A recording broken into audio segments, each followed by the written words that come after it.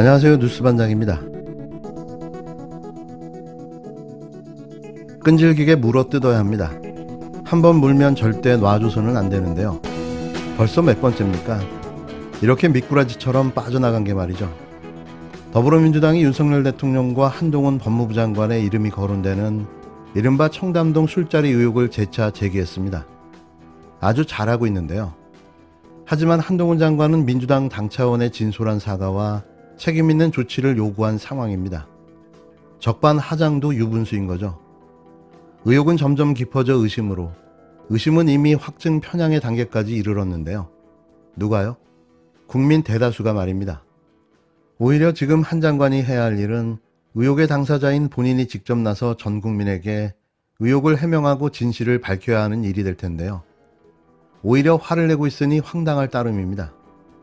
이런 의혹에 휩싸였다는 자체가 국무위원으로서 자질이 없는 거죠. 지난 국정감사 때 논란이 됐던 7월 19일부터 20일 사이에 청담동 모 바에서 윤석열 대통령과 한동훈 장관 그리고 김앤장의 변호사들이 새벽까지 음주 가무를 하고 동백아가씨를 불렀다고 하는 건과 관련해서 그것을 목격했던 그 첼리스트의 오빠가 그 녹취록은 녹취된 것은 맞다고 그 사실을 인정했습니다.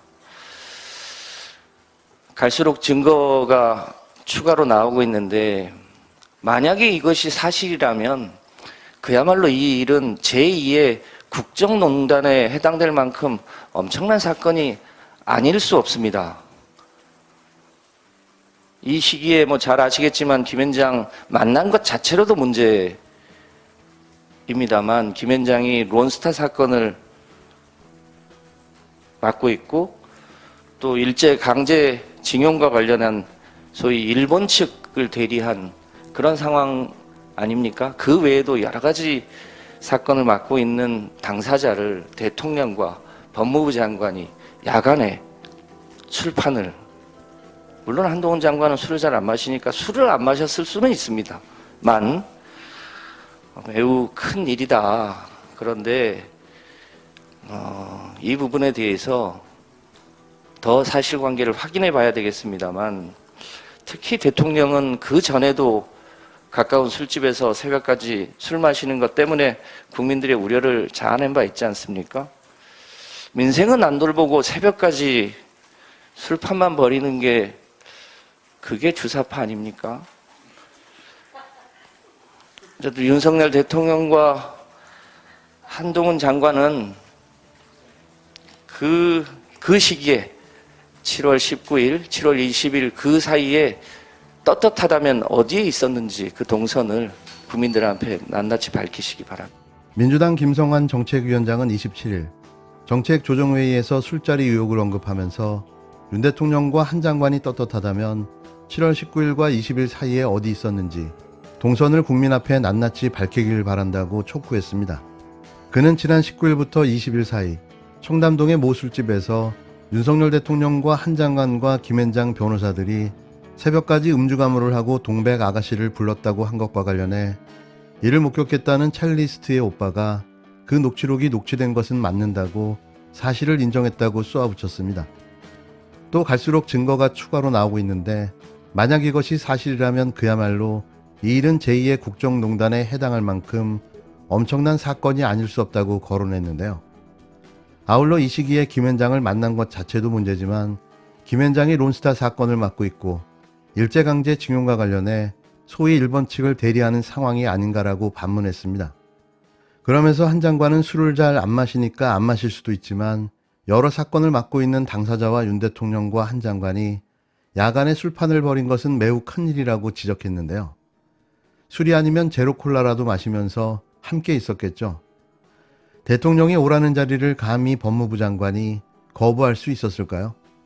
우유라도 마시면서 자리를 지켜야 했을 겁니다.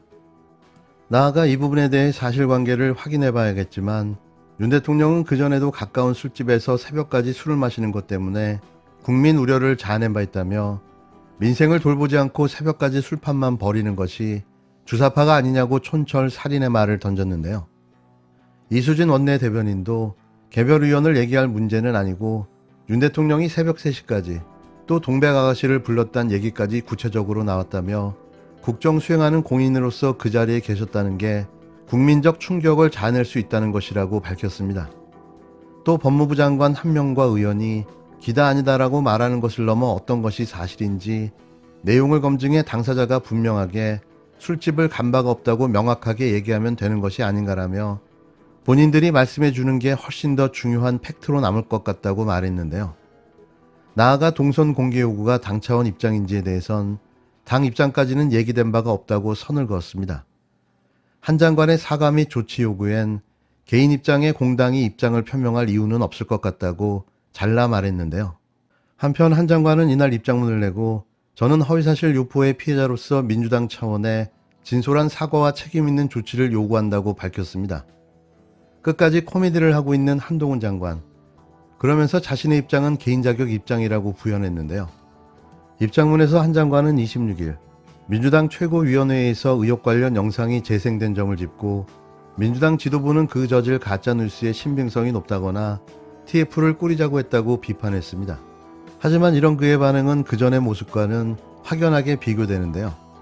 대체로 자신과 관련된 여러 논란에 대해 무시를 일관하던 때와는 전혀 다른 모습을 보인 거죠. 이럴 땐 답은 하나입니다. 사실이어서 쫄린 거, 그거 말고는 없습니다.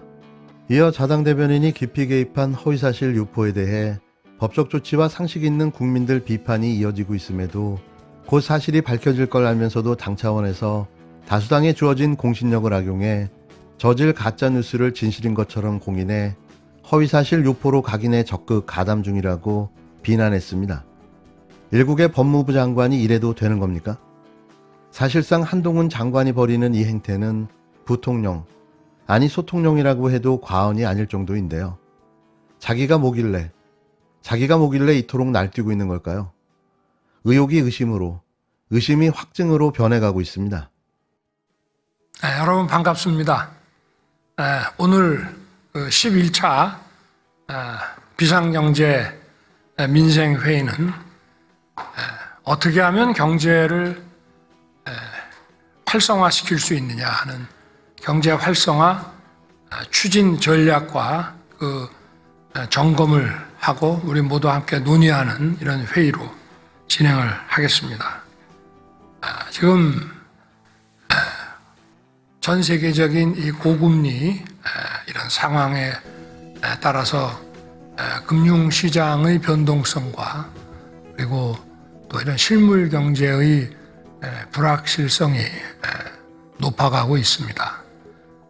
우리 정부는 출범 시부터